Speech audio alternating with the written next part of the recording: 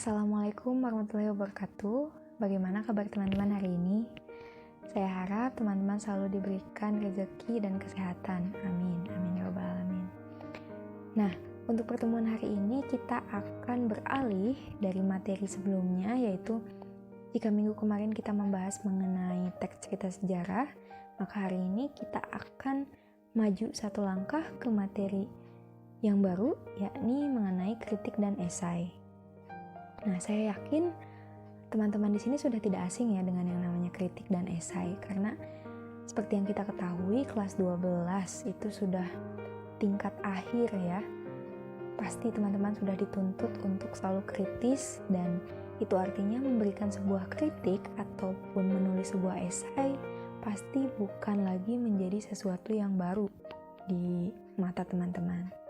Nah, tapi apakah teman-teman tahu bahwa ternyata kritik dan esai itu terbagi menjadi banyak jenis, bukan hanya satu saja, tapi ada beberapa kategorinya.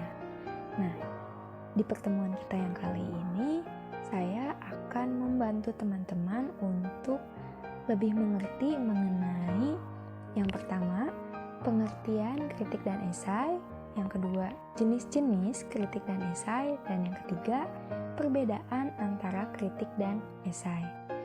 Seperti biasa, saya akan menyediakan PowerPoint dan saya harap teman-teman dapat menyimaknya dengan baik. Silahkan dicermati. Nah, di sini sudah ada pengertian mengenai kritik dan esai secara sederhana. Apabila teman-teman masih bingung apa perbedaan antara kritik dan esai, bisa dicermati melalui perbedaan antara sisi objektif dan subjektifnya.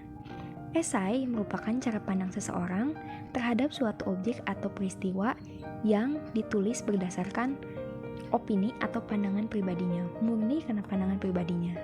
Sementara kritik, ketika seseorang hendak menyampaikan kritik, maka dia harus bersikap objektif, yaitu mau tidak mau harus turut mempertimbangkan kelemahan dan kekuatan subjek yang sedang ia teliti.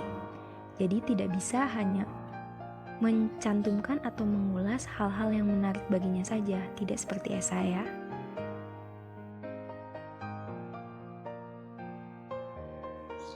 Nah, di sini ada 4 pengertian kritik berdasarkan orientasi atau tujuannya.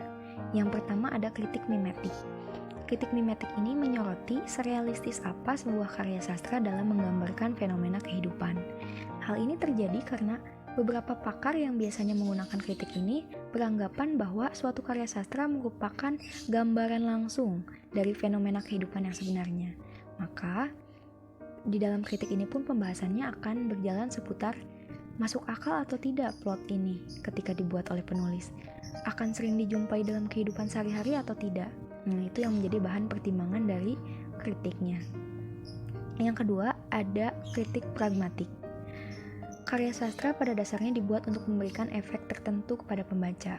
Misalnya efek emosional, senang, sedih, atau bisa juga efek yang lebih dalam seperti efek agama, efek pendidikan, efek politik, dan lain-lain. Nah, kritik pragmatik ini berfungsi untuk melihat sejauh mana sebuah karya sastra dapat menjadi objek kajian yang memberikan dampak luar biasa kepada pembacanya. Semakin besar dampaknya, maka semakin baik. Yang ketiga ada kritik ekspresif. Kritik ini cukup gampang dideskripsikan karena isinya berfokus pada penilaian akan kemampuan penulis dalam mendeskripsikan ide yang ada di dalam kepalanya ke dalam cerita. Misalnya, pendeskripsian mengenai watak karakternya itu kuat atau tidak, deskripsi awalnya menarik atau tidak. Nah, seperti itu. Yang terakhir, yaitu kritik objektif atau intrinsik. Kritik ini berfokus pada unsur-unsur pembangun suatu karya sastra. Misalnya tema, amanat, tokoh, alur, gaya bahasa maksudnya, sudut pandang, dan lain-lain. Nah, selanjutnya kita beralih ke jenis-jenis esai. Di sini ada 6, akan saya ulas secara sederhana saja. Yang pertama, esai deskriptif.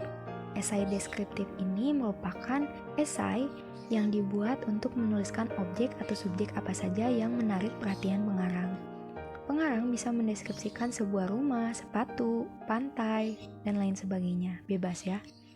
Kemudian ada esai tajuk. Esai jenis ini biasanya digunakan oleh surat kabar atau majalah yang berfungsi untuk menyatakan pandangan atau sikap surat kabar atau majalah tersebut terhadap isu-isu tertentu.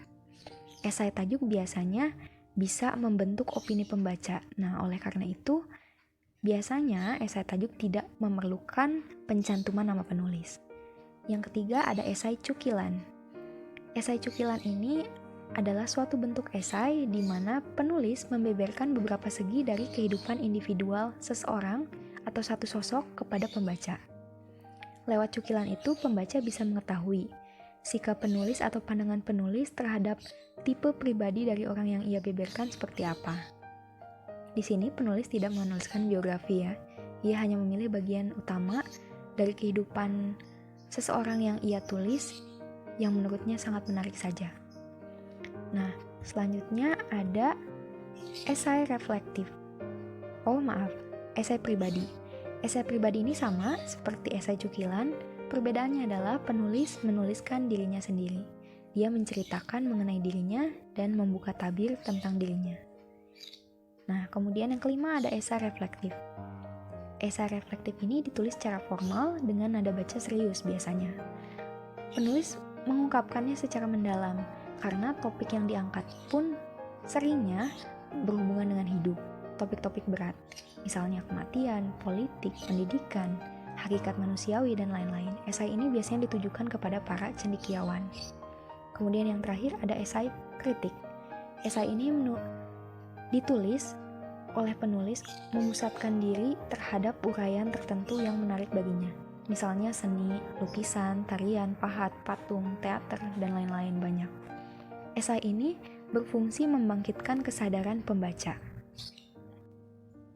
Nah, berikut ini adalah perbandingan kritik dan esai berdasarkan pengetahuan yang disajikan.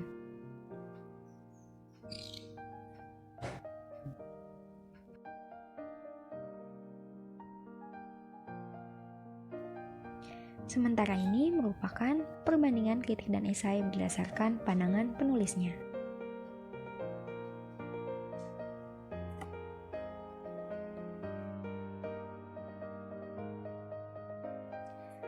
Nah, tidak terasa ya, sudah di penghujung saja pertemuan kita hari ini. Apabila teman-teman masih memiliki pertanyaan seputar materi hari ini, bisa langsung ditanyakan kepada saya, baik itu via WhatsApp maupun Google Classroom. Nah, untuk pertemuan selanjutnya, saya akan mengajak teman-teman untuk mencoba menulis sebuah esai dan kritik. Jadi mulai sekarang, mulai hari ini, bisa dibaca-baca lagi contoh-contoh esai itu seperti apa, kemudian contoh kritik itu seperti apa. Jadi ketika kita mulai mencoba menulis, teman-teman sudah tidak kaku lagi. Mungkin sekian yang bisa saya sampaikan. Kurang lebihnya mohon maaf. Wassalamualaikum warahmatullahi wabarakatuh.